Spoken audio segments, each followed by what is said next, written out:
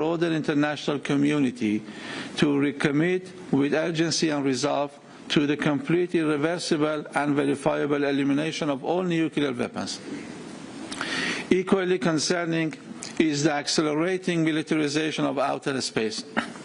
The characterization of outer space as a potential battlefield by certain states, alongside initiatives that envisage new layers of strategic defense, risks transforming a domain that is the common heritage of humankind into another arena of confrontation. The misuse of space technologies in ways that infringe upon the sovereignty of states further compounds these challenges.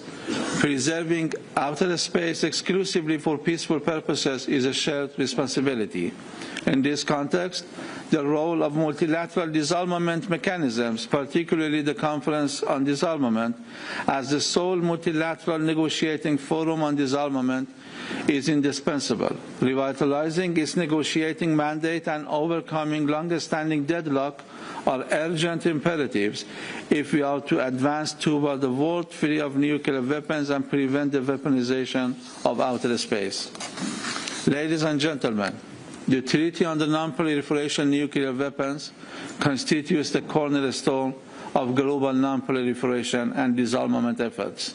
The Islamic Republic of Iran has long upheld its obligations under the NPT and remains steadfast in its commitment to the mutual objectives enshrined therein. As affirmed earlier this week in Geneva, Iran's right to peaceful nuclear energy is inherent, non-negotiable, and legally binding under international law. This right cannot be arbitrarily suspended or denied. Iran reaffirms unequivocally that it does not possess, has not sought, and will never seek nuclear weapons. Our nuclear program is strictly peaceful, guided by law and policy that rejects weapons of mass destruction. This position is rooted not only in our treaty obligations, but in deeply held ethical and religious principles that view nuclear arms as incompatible with the security and dignity of all peoples. Mr. President, meaningful progress in disarmament and non-proliferation can only be achieved through mutual, balanced, and legally binding commitments. It is neither fair nor sustainable for some states to demand restrictions or actions from others while failing to fulfill their own obligations, particularly regarding disarmament under Article 6 of the NPT. This double standard erodes confidence in the international framework and fuels mistrust among nations.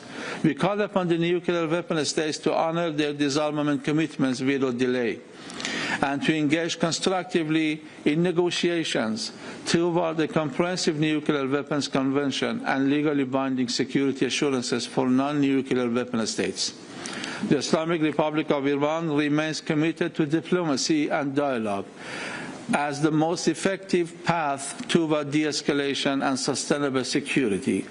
Recent diplomatic engagement here in Geneva, which will continue this Thursday, demonstrate that a new window of opportunity exists for negotiations to address differences and build confidence, provided that they uphold mutual respect, equitable treatment, and non-selective application of international norms.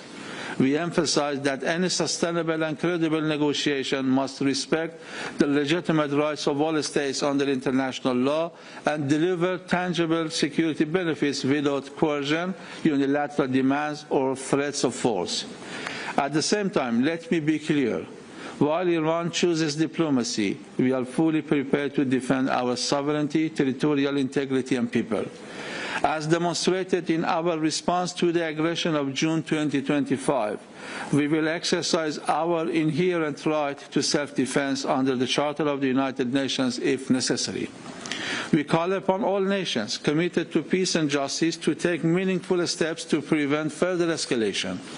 The consequences of any renewed aggression wouldn't remain confined to one country, and responsibility would rest with those who initiate or support such actions. Excellencies, Iran has consistently called for the establishment of a zone free of nuclear weapons and other weapons of mass destruction in the Middle East since 1974, a vision that has yet to be realized due to persistent obstacles and selective enforcement of international norms. All parties must be held equally accountable to their obligations.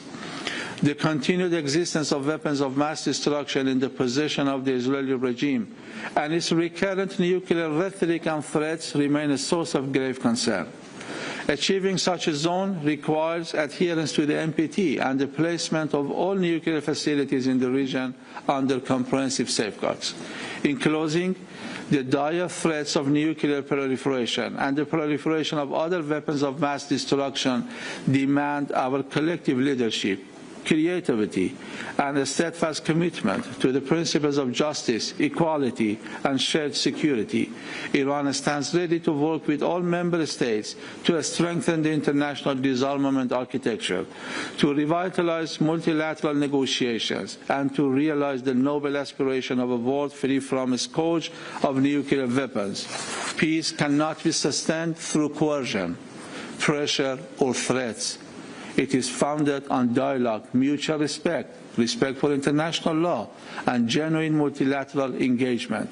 We therefore reaffirm our shared responsibility to strengthen multilateralism, renew our commitment to the Charter of the United Nations, and advance with determination and good faith toward a safer, more secure world for all. I thank you. I thank the Deputy Foreign Minister for Legal and International Affairs of the Ministry of Foreign Affairs of the Islamic Republic of Iran. We will now hear a pre-recorded video message from His Excellency Mr. Vijita Herald, Minister for Foreign Affairs, Foreign Employment and Tourism of Sri Lanka. Madam Secretary General of the Conference on Disarmament, Mr. President, Excellencies, distinguished delegates, I would like to begin by offering my sincere congratulations to Her Excellency Omar Schneeber, Ambassador and Permanent Representative of Morocco, on assuming the presidency of